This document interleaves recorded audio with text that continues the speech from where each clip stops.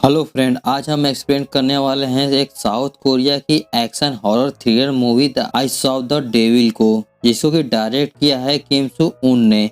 बात करें इस मूवी की IMDb पर रेटिंग की तो 7.8 आउट ऑफ 10 है, जो कि बहुत ही सही है। तो चलिए देर न करते हुए मूवी की स्टोरी को आगे बढ़ाते हैं। मूवी के स्टार्टिंग में हम एक सुनसान रोड पर एक स्कूल वैन को जाते हुए देखते हैं। आगे जाने पर एक कार खड़ी हुई दिखती है, जिसके अंदर एक लड़की जू इन होती है और वो अपने पति किम सू से बात कर रही होती है। इन दोनों की हाल ही में एंगेजमेंट हुई होती है। किम सू उसे सतर्क रहने के लिए कहता है, क्योंकि वो वहाँ पर अकेली होती है। तभी जू इन के पास उसी वैन का ड्राइवर आता है, जो कि उसकी हेल्प करने के लिए पूछता है। तो जू इन उसे साफ साफ मना कर देती है और कहती है कि उसने गाड़ी टो करने वाले सर्विस को फोन किया है, जो कि थोड़ी देर में आ जाएंगे। पर वो ड्राइवर उसकी बात नहीं मानता है और उसकी गाड़ी के टायर को बदलने के लिए जाता है। और यह सब बात जू इन किम को बता देती है। तो किम यह सब सुनकर उसे सतर्क रहने के लिए कहता है और वो फोन को काट देता है। थोड़ी देर बाद वो ड्राइवर आता है और कहता है कि उसकी कार का टायर पूरी तरह बर्फ में फंसा हुआ है, तो उसे बदला नहीं जा सकता है। जिस पर जू इन उसे शुक्रिया बोलती है और उसे जाने के लिए कहती है। फिर वह देखती है कि वह ड्राइवर वहां से जा नहीं रहा है, बल्कि वह एक ही जगह पे वहीं पर रुका हुआ है, जिस पर उसे शक होने लगता है। तभी वो ड्राइवर एक हैमर से जू इन के कार के विंडो को तोड़ देता है और वो ड्राइवर उसे एक हैमर से मार मार कर अधमरा कर देता है। फिर वो ड्राइवर जू इन की बॉडी को घसीटते हुए ले जाने लगता है। जब जू इन की आँख खुलती है तो प्लास्टिक बैग में होती है, जहाँ पर वह अभी भी मरी नहीं होती है। तभी वो ड्राइवर उसके पास आता है, जिसे देखकर जू इन समझ जाती है कि वह उसे अब मार देगा।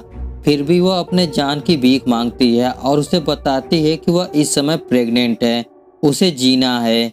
फिर भी वो ड्राइवर उस पर रहम नहीं करता है और उसके शरीर के टुकड़े टुकड़े काट कर मार देता है। इसी दौरान जू इनके हाथ में एक एंगेजमेंट रिंग होती है, जो वहीं पर गिर जाती है और वो बहकर एक नाली में जाकर फंस जाती है।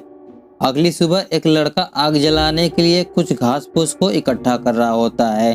तभी उसे वहां पर एक कैरी बैग के अंदर एक कटा हुआ कान मिलता है, जिसे देखकर वह काफी डर जाता है।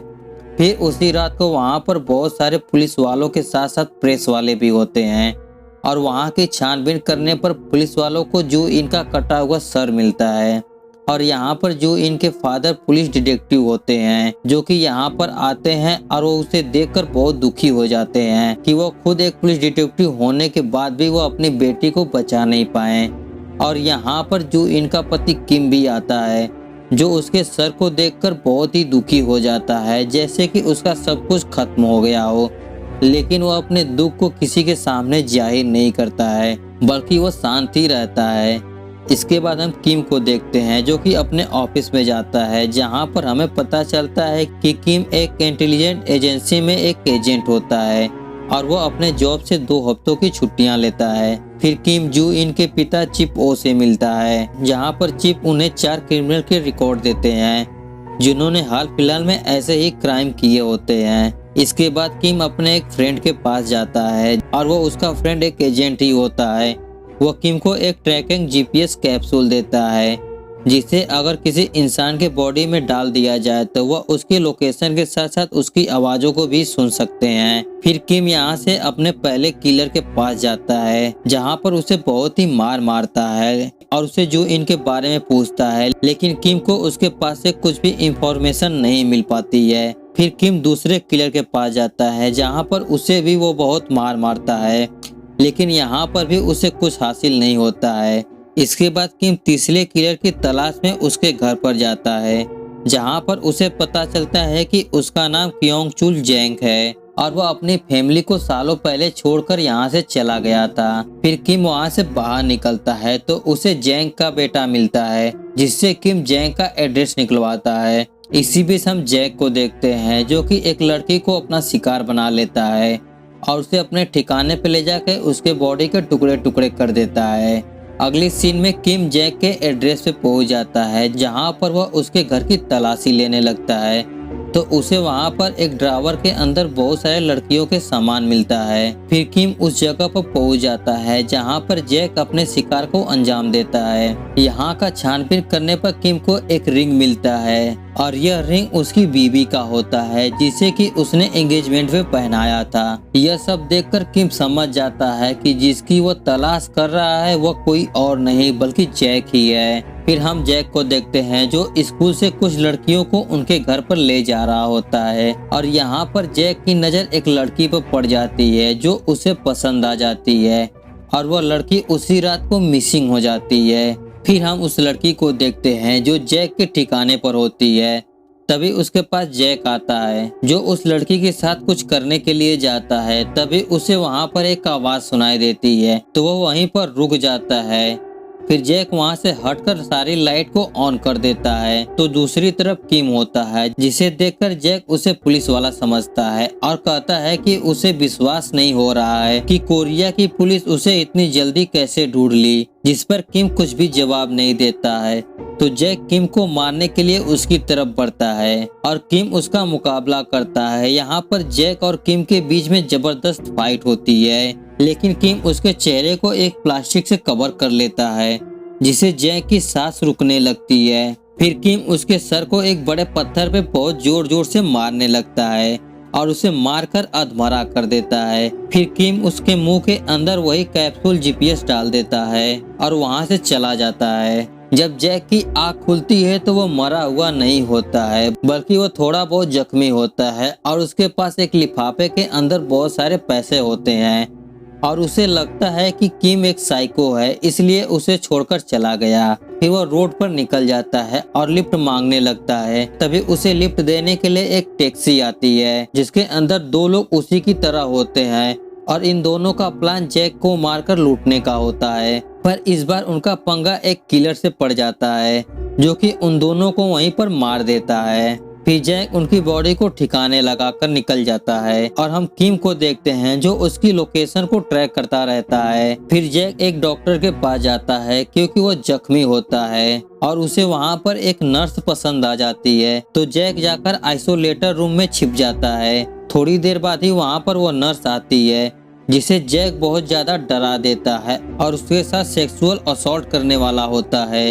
तभी उसे ट्रैक करते हुए वहां पर किम पहुंच जाता है जो उसे एक फायर सिलेंडर से बहुत ही मारता है और उसे काफी बुरी तरीके से जख्मी भी कर देता है और कहता है कि ये सब तो बस शुरुआत है, याद रखना कि तुम्हारी जिंदगी इससे भी बदतर होने वाली है। उन्हें देखकर वह नर्स वहां से जाने वाली होती है जिसको कि किम रोक लेता है और कहता है कि इसका इलाज करना बाकी है। इसके बाद किम जैक के पैर पर एक बहुत बुरा जख्म देता है जिसके वजह से जैक काफी ज्यादा तड़प उठता है। अगले सीन में जैक की आँख खुलती है तो वो एक अनजान लोकेशन पर होता है जहाँ पर उसका पैर काफी जख्मी होता है और उसे समझ में नहीं आता कि हर बार उसका लोकेशन किम कैसे ट्रैक कर ले रहा है। तो वह अपने सूज को चेक करने लगता है तो उसे वहां पर कुछ भी नहीं मिलता है। फिर वह अपनी कार को चेक करने लगता है कि कहीं पर कोई ट्रैकर डिवाइस तो नहीं लगा हुआ है, लेकिन उसे वहां पर कुछ भी नहीं मिलता है। तो वह आगे जाकर अपनी कार को एक सुनसान रोड पर छोड़ देता है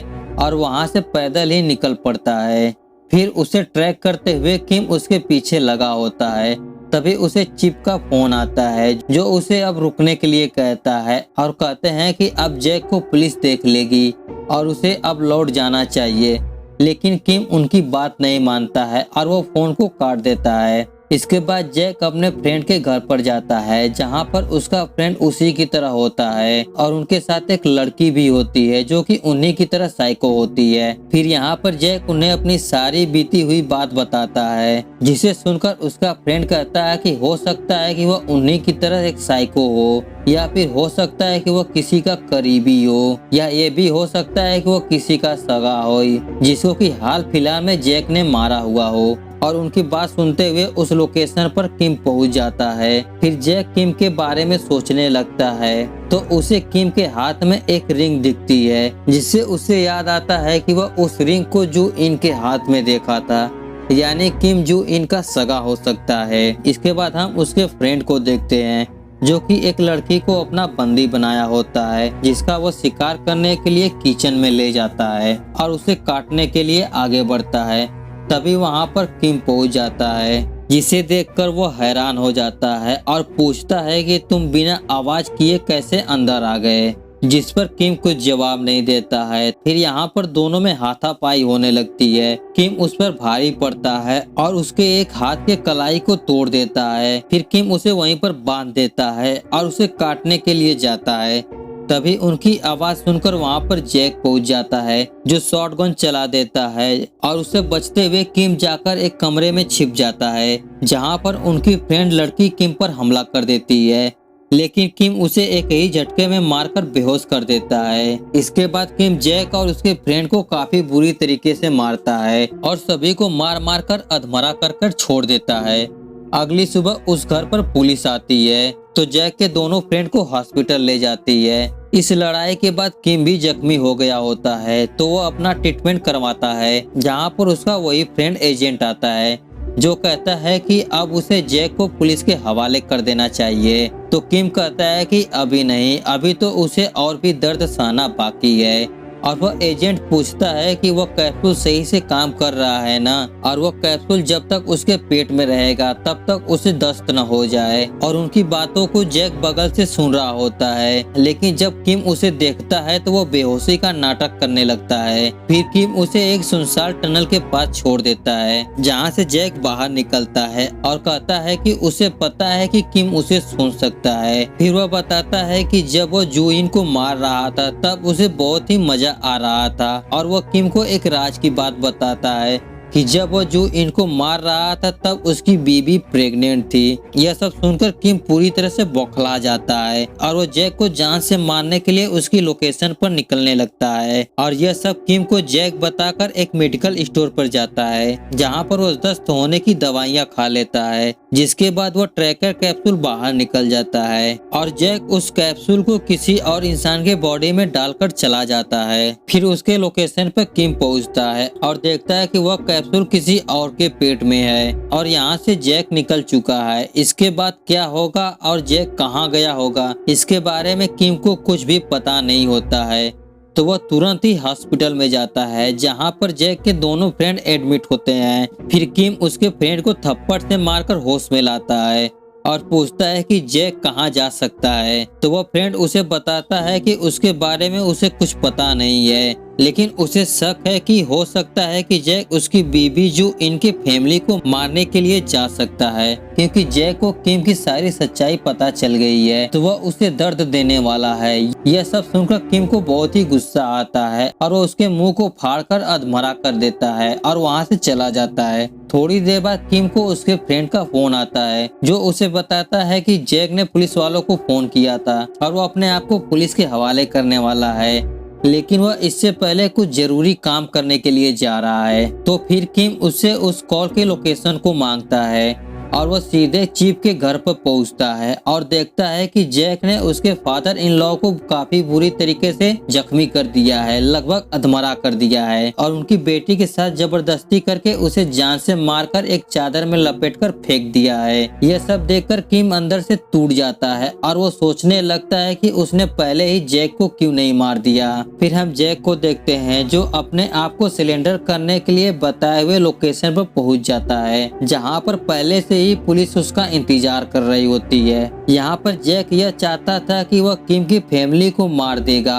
और वो अपने आप को सिलेंडर कर देगा, जिसकी वजह से किम अपना बदला उससे नहीं निकाल पाएगा और वो हमेशा अपने आप को कोसता ही रहेगा कि उसने पहले ही जैक को क्यों नहीं मार दिया। लेकिन जैक का प्लान पूरी तरह से फेल हो जाता है, क्योंकि वहाँ पर किम पहुँच जाता है, जो कि उसे अपने कार में बिठाकर वहाँ से भगा ले जाता है। फिर हम देखते हैं कि किम जैक को उसी की लोकेशन पर बांधा हुआ है, जहां पर जैक अपना शिकार को अंजाम देता था, और यहां पर किम उसे बहुत ही टॉर्चर करता है और किम कहता है कि तुम भी वैसे ही मरोगे जैसे कि तुमने लोगों को तड़पा तड़पा कर मारा था। लेकिन जैक कहता है कि उसे पता है कि वह मरने से नहीं डरता है और उसके शरीर में डर नाम की चीज ही नहीं है, इसलिए वह किम से हमेशा आगे ही रहेगा। यह सुनकर किम वहाँ पर एक ट्रैप बनाता है, है जिसमें वो एक रस्सी को उसके मुंह में लगाता है और उस रस्सी को दरवाजे से जोड़ देता है ताकि जैक जब भी अपने मुंह से उस रस्सी को बाहर निकाले तो उस रस्सी से एक बड़ा सा ब्लेड लगा हुआ है जो उसके सीधे गर्दन को काट देगा।